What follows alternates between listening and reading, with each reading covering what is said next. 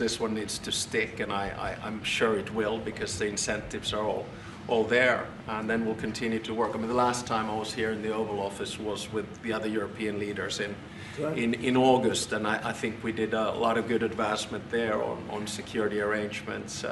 I think you pushed us Europeans hard not to buy oil and gas from Russia, which I think is a very correct decision. Europe just put down its 19th sanctions package. I think Russia is actually right now, both economically and militarily, not in a very strong place. And I think it's because of the commitments that we've made to Ukraine. So, you know, day by day on this one. Yeah, we're going to get it worked out.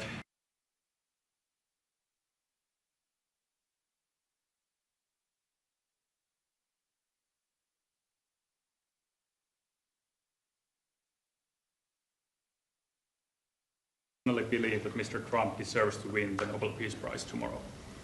Well, I think that's probably a decision that comes from the Nobel Committee.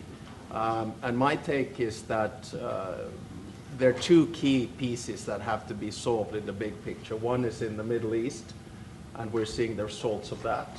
And then the other one is between Russia and Ukraine. And once those are solved, you know, and I don't see any impediments to it. Will you plan to nominate Mr. Trump next year if he doesn't win?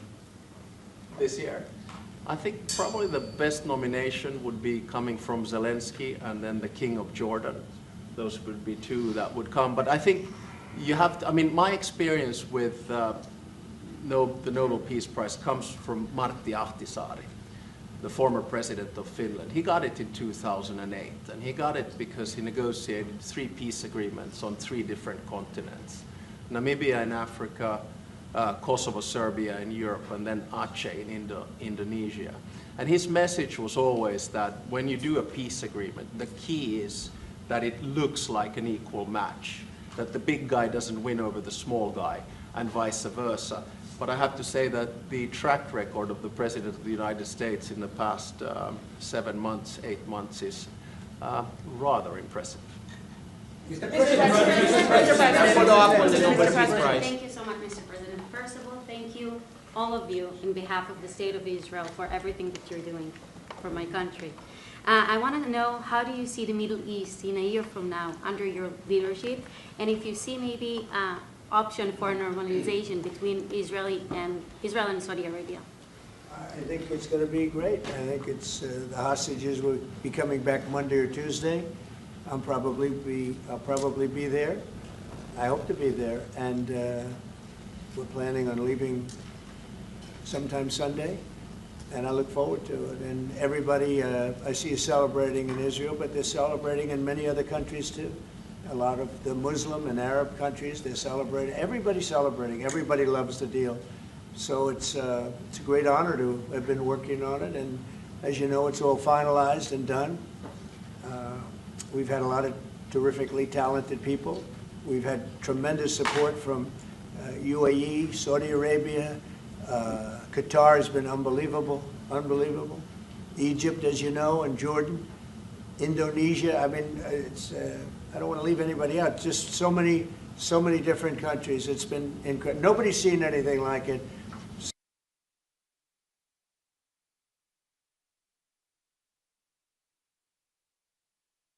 The Nobel Peace Prize tomorrow. Well, I don't know. Look, I made 7 deals, and now it's 8. Solved the wars, one going 31 years, one going 34 years, one going 35 years, one going 10 years. I made 7 deals. This would be number 8. The one I thought that I was going to make, and I think we will probably, is because it's a ridiculous war. It's a horrible, the worst since World War II. If you look at the people dying, is Russia, Ukraine. I think we'll do that too. We've a lot of reasons for them to do it, and I think they'll be coming to the table pretty soon. But this is the biggest of them all. This is a big one. Although I think India and Pakistan is very big. 2 nuclear nations. I made that. I did that based on trade and because of the tariffs. If we didn't have tariffs, you wouldn't have been able to do it. But I said, if you guys are going to fight, I'm putting 100% tariffs on each of you. And they immediately stopped fighting. And that was going to go nuclear. You know, that was back and forth. So I know one thing, I don't know what they're going to do really, but I know this, that nobody in history has solved 8 wars in a period of 9 months.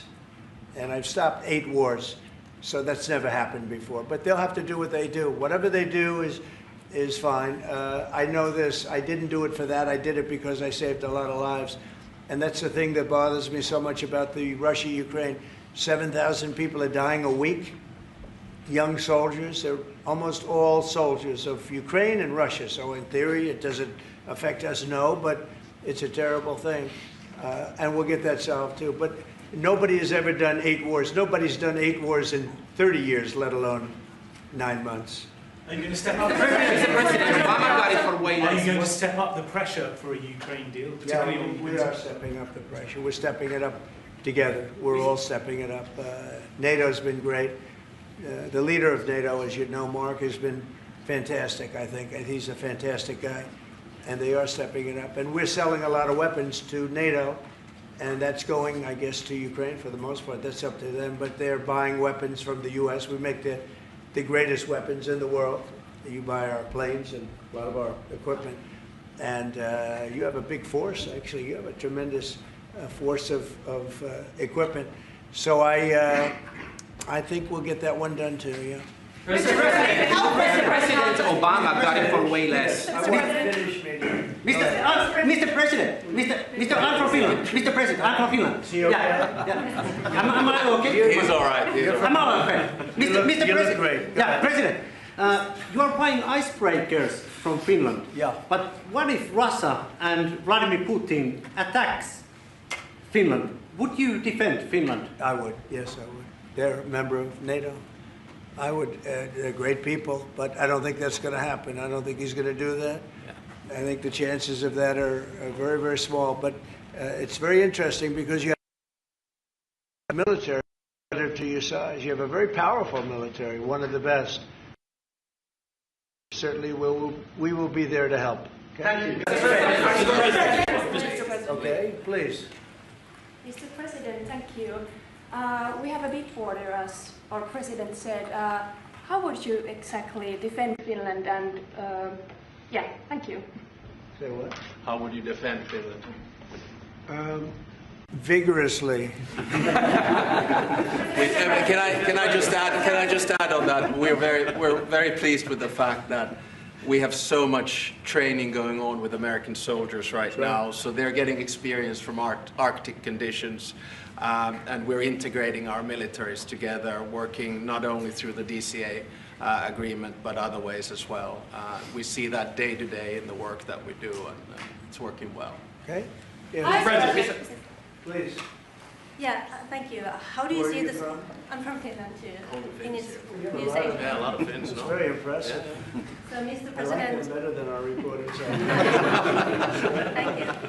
So, how do you see the situation in the Arctic developing? Are there going to be any mutual plans for Finland and U.S. to cooperate? We have a lot of relationships together. I mean, mostly buying our military equipment. They buy a lot of it. They have an order, I guess, 60 planes, 64 F-35s, and many other things too.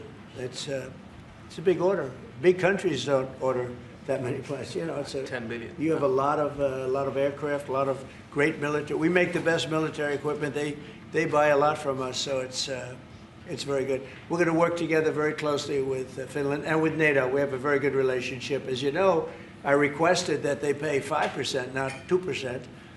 And most people thought that was not going to happen, and it happened virtually unanimously. We had one laggard. It was Spain. Spain. You have to call them and find why are they a laggard. And they're doing well, too. You know, the funny thing, because of a lot of the things we've done, they're doing fine. They have no excuse not to do this, but that's all right. Maybe you should throw them out of NATO, frankly. Please, go ahead. What are you planning to do with Tall that? gentleman, nice tall gentleman, go ahead with the yellow shirt. Thank you, Mr. President. I wanted to change gears just really quickly and ask you, you're going to Walter Reed tomorrow? What are you having done, and how are you feeling? I'm meeting with the troops, and I'm also going to do a sort of semi-annual physical, which I do. And I think I'm in great shape, but I'll let you know. But No, I have no difficulty thus far. Is there wood around here? I'll knock on. No difficulty. Physically, I feel very good. Mentally, I feel very good. You know, I did about 6, 7 months ago, I do physicals. I like to, when I'm around, I like to check always early, always be early. It's a lesson for a lot of people. But I also did a cognitive exam, which is always very risky because if I didn't do well, you'd be the first to be blaring it. And I had a perfect score. And one of the doctors said he's almost never seen a perfect score. I had a perfect score. I got the highest score. And that made me feel good. When they asked, would I like to do one? I said, yeah. I said, did Obama do it? No. Did Bush do it? No. Did Biden do it? I definitely did. Biden wouldn't have gotten the first 3 questions right. No, Biden didn't do it. Biden should have done it. I'm actually a person that believes that if you're president, you should do a cognitive exam. But last time I took a cognitive exam, and it was a perfect score. The doctors announced it. And by the way, not the easiest test. The first few questions are pretty easy. Once you get into the middle, it gets a little trickier. And there aren't a lot of people in this room that would get every single question right, I can guarantee you. You're putting me in a difficult spot now. Next question. Mr. President, got the Nobel Peace Prize for way less than you did, and President Obama got the Nobel Peace Prize for way less. He got a prize for doing nothing. Exactly. Obama got a prize. He didn't even know what he got. He got elected, and they gave it to Obama for doing absolutely nothing but destroying our country.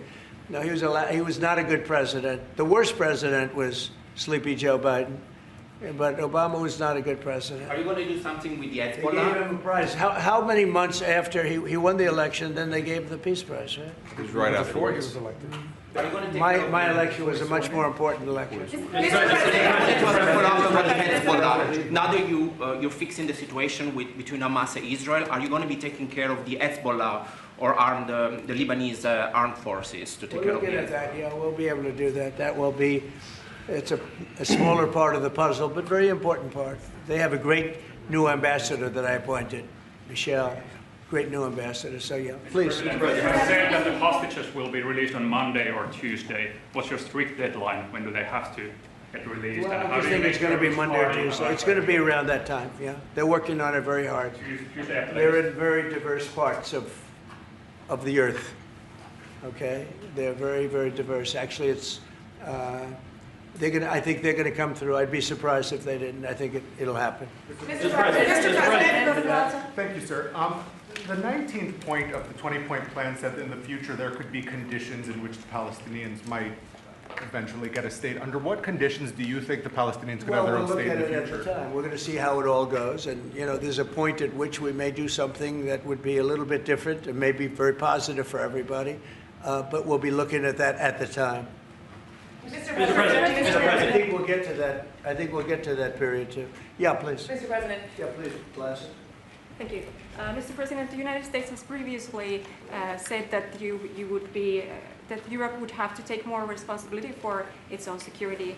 Are you or the U.S. planning to withdraw some of the U.S. forces from the European soil? No, but we may move some around a little bit.